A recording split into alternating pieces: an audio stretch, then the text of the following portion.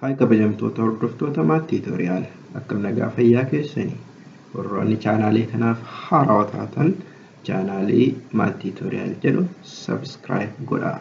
Yeroo har'a kan ilaallu boqonnaa tokkoffaa koorsii Basic Mathematics for Social Science or Natural Science. Boqonnaan tokkoffaan isaa wal fakkaataa waan ta'eef Natural Science fi Social Science waan wal fakkaataa isiniif dhiyeessaa jechuudha. Boqonnaa kaawwantu garagara malee boqonnaan tokkoffaan wal fakkaataadha jechuudha. Boqonnaa tokkoof qabiyyeen boqonnaa tokkoffaa maal fa'a? Propositional logic. Qabiyyeen inni jalqabaa propositional logic. Proposition jechuun maal jechuu akka ta'e isaan jalatti logical connectives jira.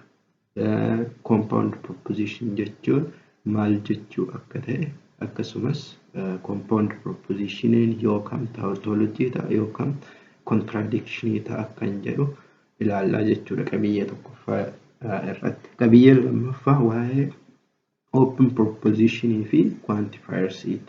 Open proposition jechuun maal jechuudha?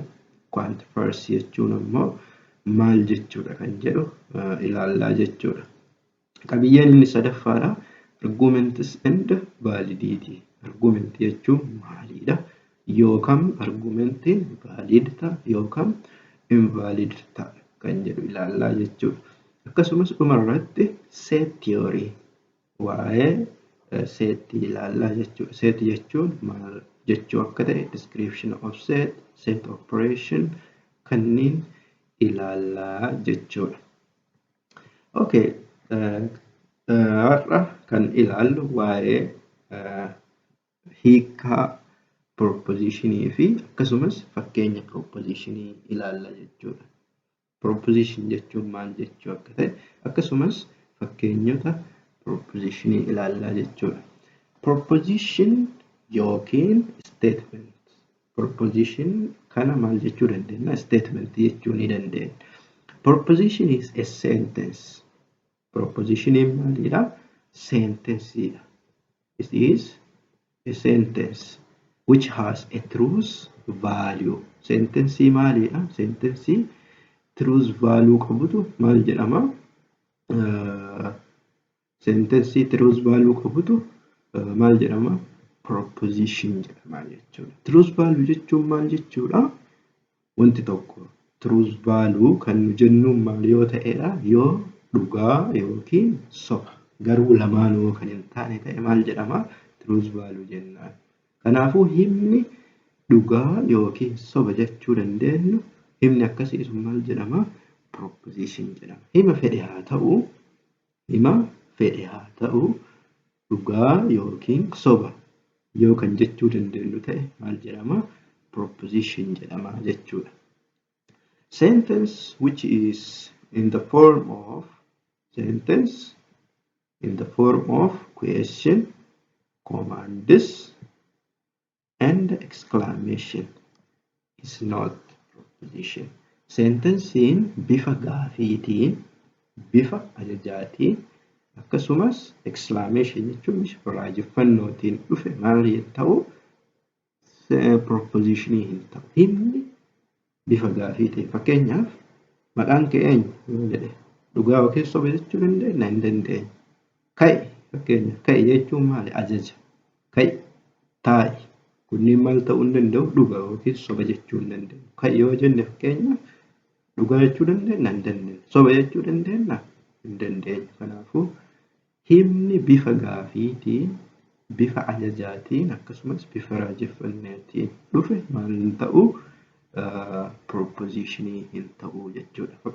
Kunniin example yookiin fakkeenya propositioniiti. Fakkeenyaaf 2 is even number. 2 is even number. Lakkoofsi 2 lakkoofsa guutuudha jedha.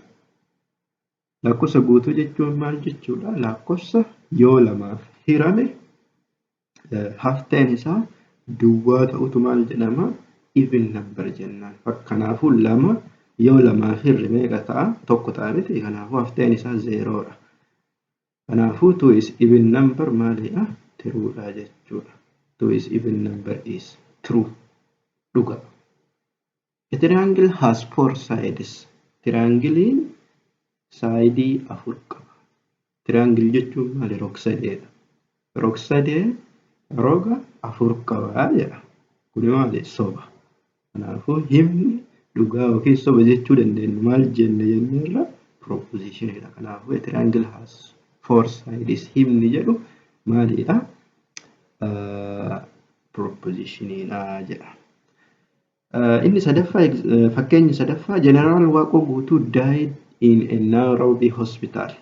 Kana dhugaa yookiin soba jechuudhaaf maal jechuu qabna? Duuba deebinee seenaa Jeneraal Waaqoo Guutuu qorachuu qabna jechuudha. Dhugaa yookiin soba jechuudhaaf. Garuu himni kun dhugaadha. Jeneraal Waaqoo Guutuun kan inni du'e hospitaala Naayiroobiitti jechuudha. Kanaafuu kun dhugaadha waan ta'eef propositionidha jechuudha. The following are not proposition. Asitti maal jenne? Sentence in the form of question, commands and exclamation is not proposition. Kanaafuu kunniin maal hin ta'ani? Proposition hin ta'ani. Fakkeenyaaf may God bless you. Bifa maaliitiin dhufe? Bifa exclamationiitiin dhufe. Rabbi waaqni siif araara. Rabbi siif araara. Rabbi si haa eebbisu. May God bless you jechuun Rabbi si haa eebbisu. Kuni maalidha? Proposition hin ta'u. Give me that book. Give me that book yoo jedhe maali? Ajaja. Maal hin ta'u? Proposition hin ta'u jechuudha. What is your name? Maqaan kee eenyu? Dhugaa yookiin soba jechuu hin dandeenyu. Isaan kanneen dhugaa yookiin soba jechuu hin dandeenyu jechuudha. Kanaafuu proposition hin ta'anii jechuudha.